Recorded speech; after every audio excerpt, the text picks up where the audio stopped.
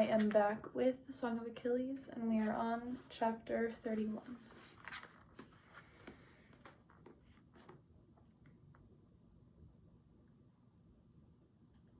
Achilles stands on the ridge watching the dark shapes of battle moving across the field of Troy. He cannot make out faces or individual forms. The charge towards Troy looks like the tide coming in. The glint of swords and armor is fish scale beneath the sun. The Greeks are routing the Trojans, as Patroclus had said. Soon he will return and Agamemnon will kneel. They will be happy again. But he cannot feel it. There is a numbness in him. The writhing field is like a Gorgon's face, turning him slowly to stone. The snakes twist and twist before him, gathering into a dark knot at the base of Troy. A king has fallen, or a prince, and they are fighting for the body. Who? He shields his eyes, but no more is revealed. Patroclus will be able to tell him.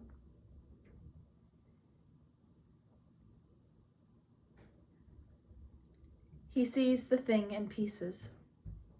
Men coming down the beach towards the camp. Odysseus limping beside the other kings. Menelaus has something in his arms. A grass-stained foot hangs loose. Locks of tousled hair have slipped from the makeshift shroud. The numbness now is merciful. A last few moments of it. Then the fall. He snatches for his sword to slash his throat. It is only when his hand comes up empty that he remembers he gave the sword to me. Then Antilochus is seizing his wrists and the men are all talking. All he can see is the blood-stained cloth. With a roar, he throws Antilochus from him, knocks down Menelaus. He falls on the body. The knowledge rushes up in him, choking off breath. A scream comes tearing its way out, and then another and another. He seizes his hair in his hands and yanks it from his head. Golden strands fall onto the bloody corpse. Patroclus, he says. Patroclus. Patroclus, over and over until it is sound only. Somewhere Odysseus is kneeling, urging food and drink. A fierce red rage comes and he almost kills him there. But he would have to let go of me. He cannot. He holds me so tightly I can feel the faint beat of his chest like the wings of a moth. An echo, the last bit of spirit still tethered to my body. A torment. Briseis runs toward us, face contorted. She bends over the body, her lovely dark eyes spilling water warm as summer rain. She covers her face with her hands and wails. Achilles does not look at her. He does not even see her. He stands. Who did this? His voice is a terrible thing, cracked and broken. Hector, Menelaus says. Achilles seizes his giant ash spear and tries to tear free from the arms that hold him. Odysseus grabs his shoulders. Tomorrow, he says. He's gone inside the city. Tomorrow, listen to me, Pylades. Tomorrow you can kill him, I swear it. But you must eat and rest. Achilles weeps. He cradles me and will not eat, nor speak a word other than my name. I see his face as if through water, as a fish sees the sun. His tears fall, but I cannot wipe them away. This is my element now, the half-life of the unburied spirit. His mother comes. I hear her, the sound of waves breaking on shore. If I disgusted her when I was alive, it is worse to find my corpse in her son's arms. He is dead, she says in her flat voice. Hector is dead, he says. Tomorrow. You have no armor. I do not need any. His teeth show. It is an effort to speak. She reaches, pale and cool, to take his hands from me. He did it to himself, she says. Do not touch me! She draws back, watching him cradle me in his arms. I will bring you armor, she says. It goes like this, on and on, the tent flap opening, the tentative face. Phoenix, or Automaton, or Machion. At last, Odysseus. Agamemnon has come to see you and return the girl. Achilles does not say she has already returned. Perhaps he does not know. The two men face each other in the flickering firelight. Agamemnon clears his throat. It is time to forget the division between us. I come to bring you the girl, Achilles, unharmed and well. He pauses as if expecting a rush of gratitude. There is only silence. Truly, a god must have snatched our wits from us to set us so at odds. But that is over now, and we are allies once more. This last is said loudly for the benefit of the watching men. Achilles does not respond. He is imagining killing Hector. It is all that keeps him standing. Agamemnon hesitates. Prince Achilles, I hear you will fight tomorrow. Yes. The suddenness of his answer startles them. Very good, that is very good. Agamemnon waits another moment. And you will fight after that also? If you wish, Achilles answers. I do not care. I will be dead soon. The watching men exchange glances. Agamemnon recovers. Well, we are settled then. He turns to go, stops. I was sorry to hear of Patroclus' death. He fought bravely today. Did you hear he killed Sarpedon? Achilles' eyes lift. They are bloodshot and dead. I wish he had let you all die. Agamemnon is too shocked to answer. Odysseus steps up in the silence. We will leave you to mourn, Prince Achilles. Briseis is kneeling by my body. She has brought water and cloth and washes the blood and dirt from my skin. Her hands are gentle, as though she washes a baby, not a dead thing. Achilles opens the tent and their eyes meet over my body. Get away from him, he says. I am almost finished. He does not deserve to lie in filth. I would not have your hands on him. Her eyes are sharp with tears. Do you think you are the only one who loved him? Get out. Get out! You care more for him in death than in life. Her voice is bitter with grief. How could you have let him go? You knew he could not fight. Achilles screams and shatters a serving bowl. Get out! Briseis does not flinch. Kill me. It will not bring him back. He was worth 10 of you, 10, and you sent him to his death. The sound that comes from him is hardly human. I tried to stop him. I told him not to leave the beach. You are the one who made him go. Briseis steps towards him. He fought to save you and your darling reputation, because he could not bear to see you suffer. Achilles buries his face in his hands, but she does not relent. You have never deserved him. I do not know why he ever loved you. You care only for yourself. Achilles' gaze lifts to meet hers. She is afraid, but does not draw back. I hope that Hector kills you. The breath rasps in his throat. Do you think I do not hope the same? He asks. He weeps as he lifts me onto our bed. My corpse sags. It is warm in the tent and the smell will come soon. He does not seem to care. He holds me all night long, pressing my cold hands to his mouth. At dawn, his mother returns with a shield and sword and breastplate, newly minted from still warm bronze. She washes him arm and does not try to speak to him. does not wait for the Myrmidons or Automedon. He runs up the beach, past the Greeks who have come out to sea. They grab their arms and follow. They do not want to miss it.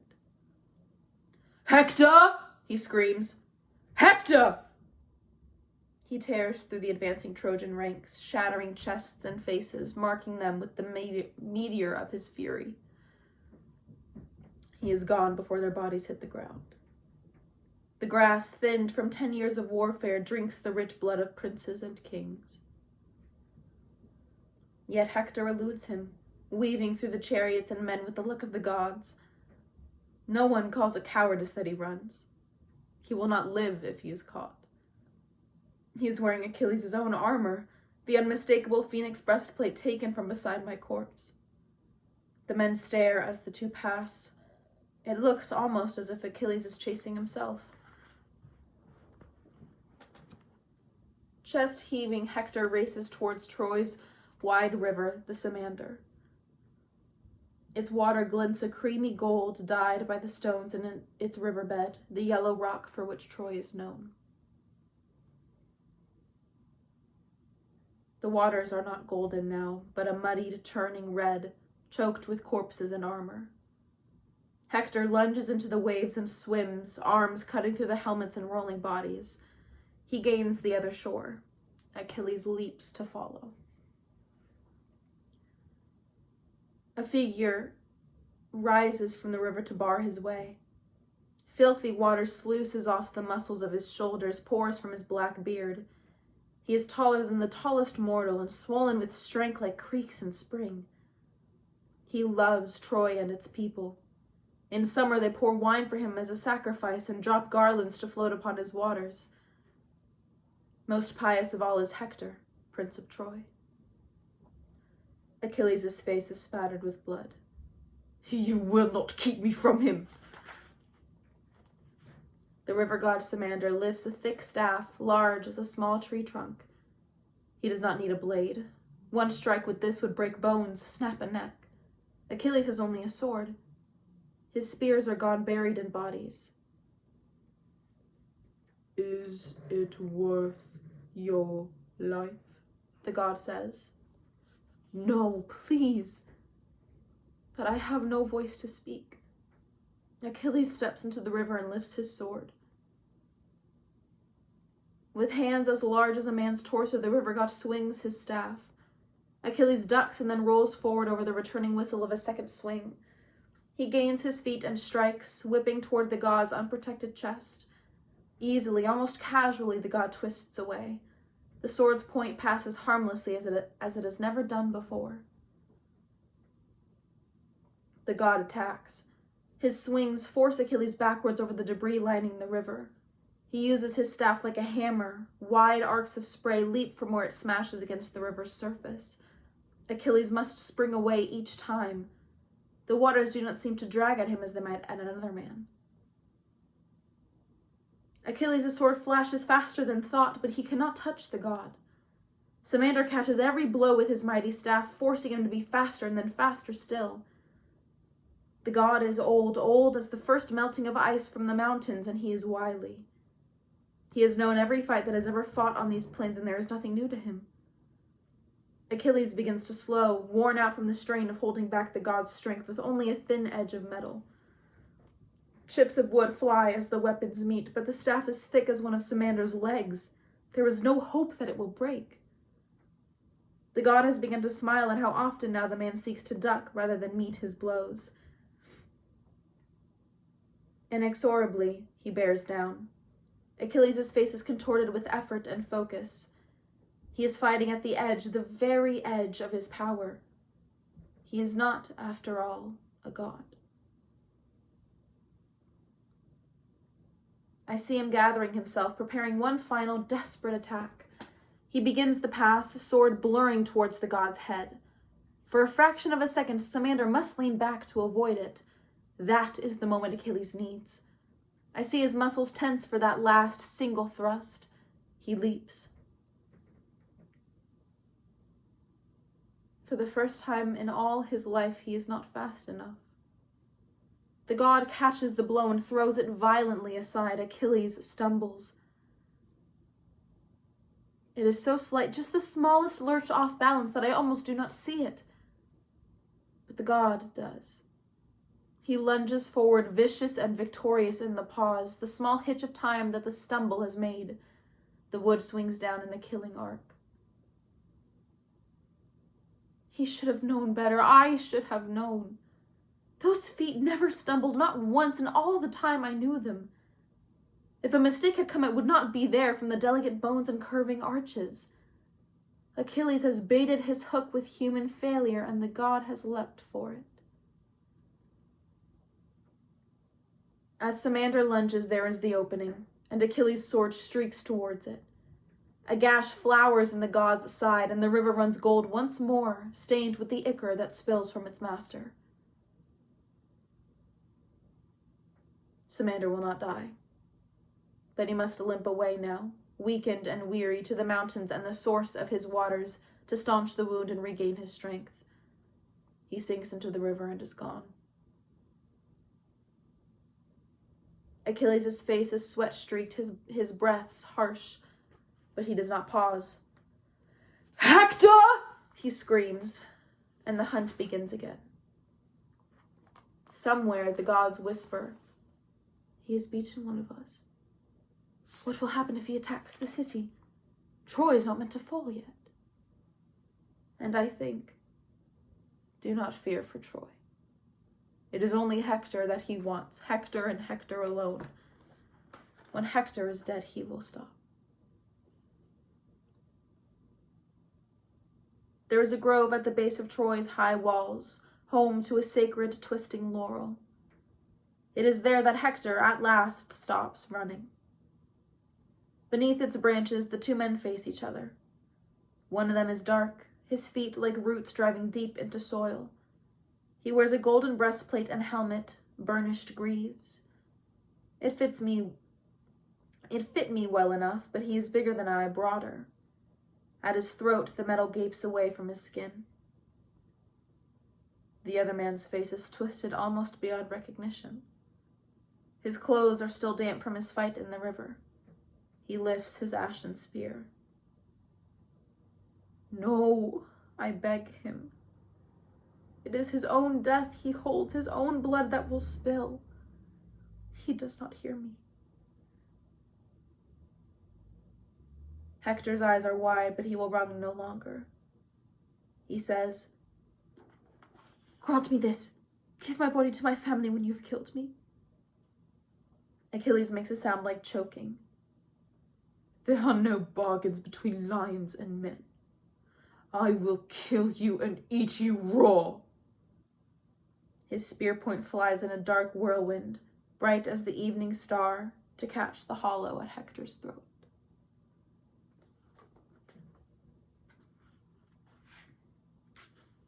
Achilles returns to the tent where my body waits.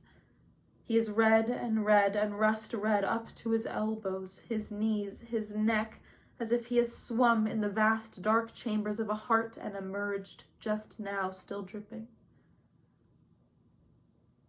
He is dragging Hector's body behind him, pierced through its heels with a leather thong. The neat beard is matted with dirt, his face black with bloody dust. He has been pulling it behind his chariot as the horses run. The kings of Greece are waiting for him. "You have triumphed today, Achilles," Agamemnon says. "Bathe and rest yourself, and then we shall feast in your honor." "I will have no feast." He pushes through them, dragging Hector after.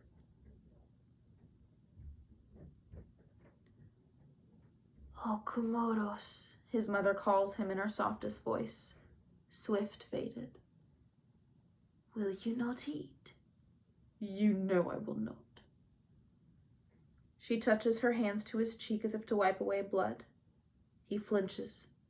"Stop," he says. Her face goes blank for a second, so quickly he does not see. When she speaks, her voice is hard. "It is time to return Hector's body to his family for burial. You have killed him and taken your vengeance. It is enough." "It will never be enough," he says.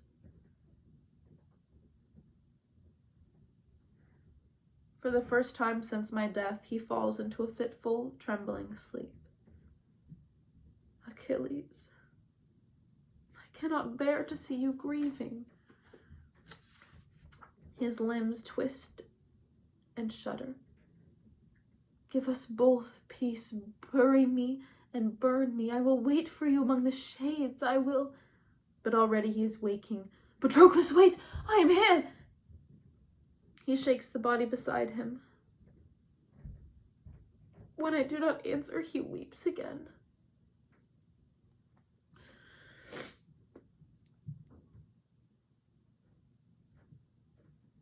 He rises at dawn to drag Hector's body around the walls of the city for all of Troy to see.